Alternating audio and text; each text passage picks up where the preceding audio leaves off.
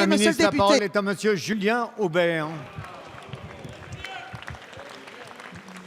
Ma question s'adresse, merci Monsieur le Président, à Monsieur le Premier ministre et j'associe mon collègue Vercher.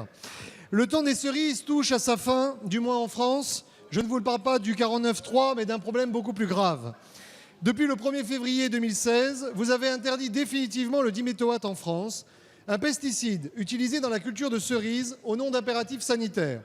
Malheureusement, en l'absence de traitement alternatif immédiat, la production française, dont une grande partie est issue du département de Vaucluse, risque d'être laminée sous les attaques des parasites et notamment de la mouche asiatique.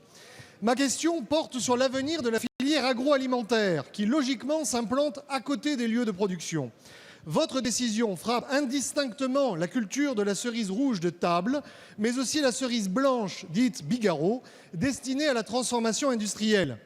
Les industriels sont extrêmement inquiets. Ils pourront importer des cerises blanches turques, mais traitées au diméthoate et évidemment plus chères. Autant se délocaliser en Turquie.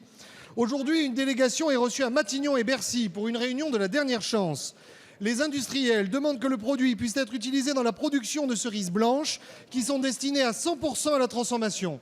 Pour cette catégorie de cerises, contrairement à la cerise rouge de table qui nécessite davantage d'intervention, le traitement au diméthoate n'est prodigué qu'une seule fois. Et les tests prouvent qu'il n'y a plus aucune trace de pesticides dans le produit transformé. Puisqu'il n'y a donc aucun danger pour les consommateurs de fruits confits et de cakes, il faut traiter différemment les cerises blanches. C'est du bon sens. Dans le pays d'Apt, réputé pour ses fruits confits, l'impact est évalué à 1 millier d'emplois directs et indirects et la perte d'investissement dans l'outil de fabrication s'élève à plusieurs millions d'euros. Monsieur le Premier ministre, allez-vous presser les cerises jusqu'à ce que les pépins craquent? Les industriels sont inquiets car ils ne peuvent bénéficier d'aucune indemnisation. Contrairement aux agriculteurs, ce serait considéré comme des aides d'État illégales au sens européen. En Provence, monsieur le Premier ministre, on cultive le bon sens. Vous connaissez l'expression, c'est l'exception qui confirme la règle. Merci. La parole est à monsieur Stéphane Le Foll, ministre de l'Agriculture, de l'Agroalimentaire et de la Forêt. Monsieur le Président, monsieur le député, dans votre question, il y a déjà deux périodes et une contradiction. Vous avez commencé avec la fin de la production de cerises et vous terminez avec la cerise blanche spécifiquement utilisée dans l'industrie.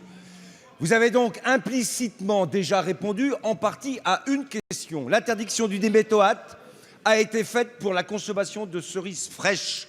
Et je vous rappelle que ce n'est pas le ministre qui l'a interdit, l'autorisation de ce produit.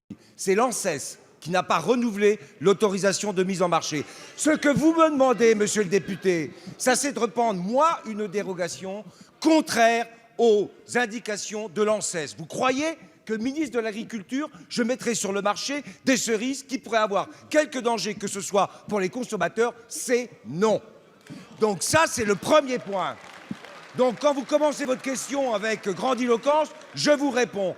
Deuxième point, sur la question des cerises blanches et de la drosophile Suzuki et du diméthoate, vous demandez là aussi une dérogation. Je vous indique que le ministère a proposé des alternatives, qu'il en existe, que nous sommes prêts à travailler avec les industriels et il y aura une réunion à Matignon et à Bercy pour discuter avec eux sur l'utilisation de cerises qui peuvent être d'ailleurs tout à fait utilisables sous forme de saumure ou sous forme de cerises déjà récoltées, non fraîches, pour l'utilisation de l'industrie. Donc sur ces questions, monsieur le député, au lieu de commencer par la fin de la production des cerises, revenons tout simplement au temps des cerises. Oh.